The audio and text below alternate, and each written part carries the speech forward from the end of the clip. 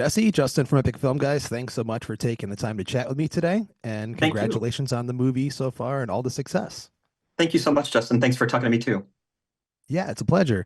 The movie is getting praised for its direction, performances, and character work. How personal was this project to you as a filmmaker and writer? And what was your initial inspiration?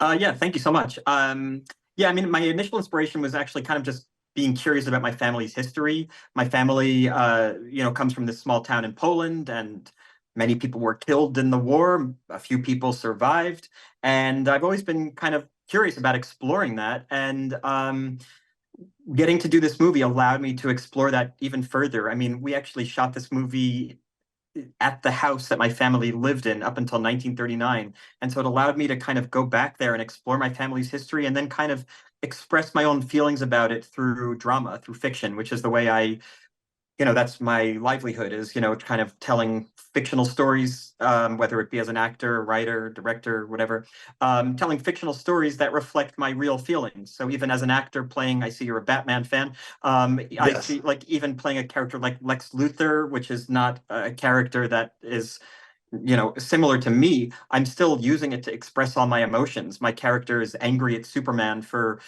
trying to take over the world and he thinks he's a real threat to humanity. And in this movie, A Real Pain, my character David is angry at his cousin for taking over every group setting that they're in.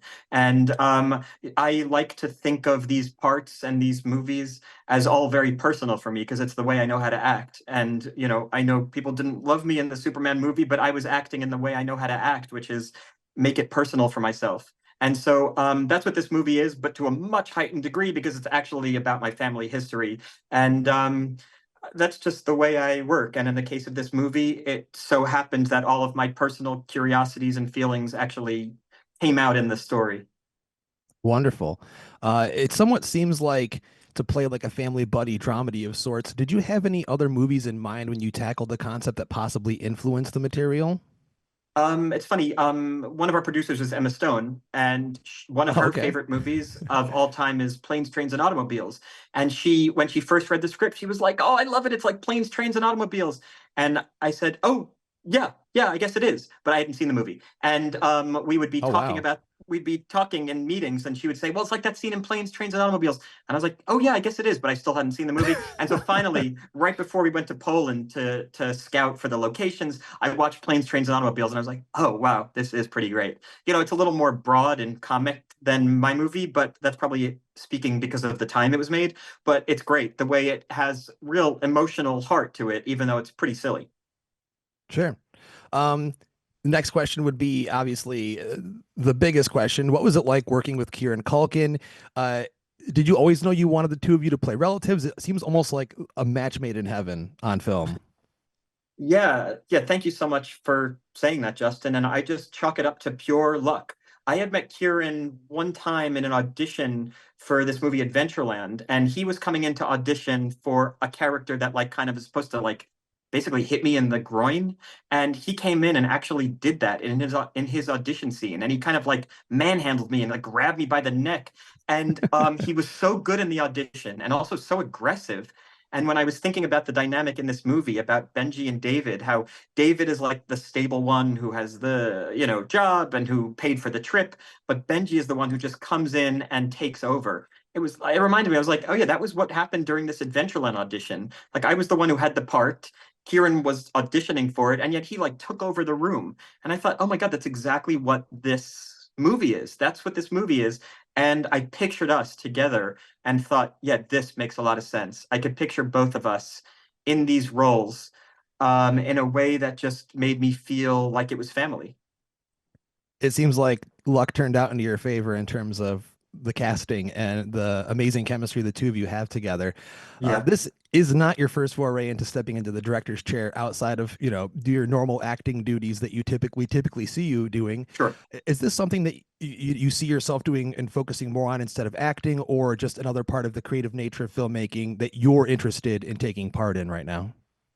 Justin, I have to be honest, I feel like a freelancer in a very unstable industry. I will sometimes not work for like 6 months and it kind of makes me nuts and I feel like I'll never work again.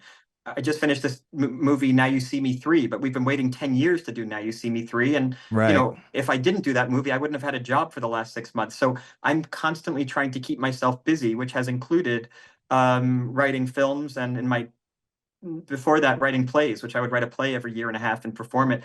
And so I'm actually gearing up to start directing my new movie in March. And it's all because I'm trying to stay busy because I'm a freelance artist and, nothing, as people's parents will tell them, nothing is more unstable than being a freelance artist. And so I'm just trying to like stay busy and not go nuts is my purpose in life. I can totally relate. I used to be a freelance graphic designer, so Yep. not It's like, nearly at the same caliber, but yes, totally no, it's the same thing. relatable. It's like you don't know Yeah. where your next job is coming from, and it's a horrible place to be in. Sure. As a filmmaker, there's currently this huge ongoing discussion. I have to pick your brain for a moment. Within the world of filmmaking regarding the use of AI, I just wanted to know, as a filmmaker and an actor, what your take is on the subject of AI in filmmaking today. Um, we already use a lot of it. I mean, we're shooting on digital cameras now, which is not artificial intelligence. But I think somebody would come from the past, from 20 years ago, and say, "What the hell are you doing? Why are you no longer shooting films?" Right. And so, my feeling in general about technology is, how can this technology help me tell the story I want to tell? and and so in that way, I guess I look forward to some versions of it. What I don't look forward to is like the basic, like, is the destabilization of the film industry by companies trying to save money by cutting out art. That would be bad. But I just don't feel like my movies and the things that I'm really interested in are going to be really affected by that. I think it's going to affect superhero stuff a lot quicker than it's going to affect my personal movies. Because the thing is that what makes the personal things that I'm making good is that there's an intimacy to there, and you can't generate that kind of thing through computers. So yeah, I guess I'm one of two minds. I look forward to technology that allows stories to be told and allows people maybe who don't have $1 billion to be able to make a movie. That's all great. But I also fear for, the way it might destabilize what an artist does so well. Great point of view to have. And last question, you just mentioned it. Comic book movies, they're always discussed. You've dabbled in the world. And just to mention, you mentioned Lex Luthor earlier. You're my personal favorite version on film of that character. So I just wanted to You let are you in a know class of your own. Thank you. we praised the hell out of it when that movie came out, and I still do Oh, to this thanks. day. Oh, James thanks. Gunn has his own Superman movie coming out. Nicholas Holt is now playing the character. What advice would you give Nicholas in terms of portraying such an iconic movie villain?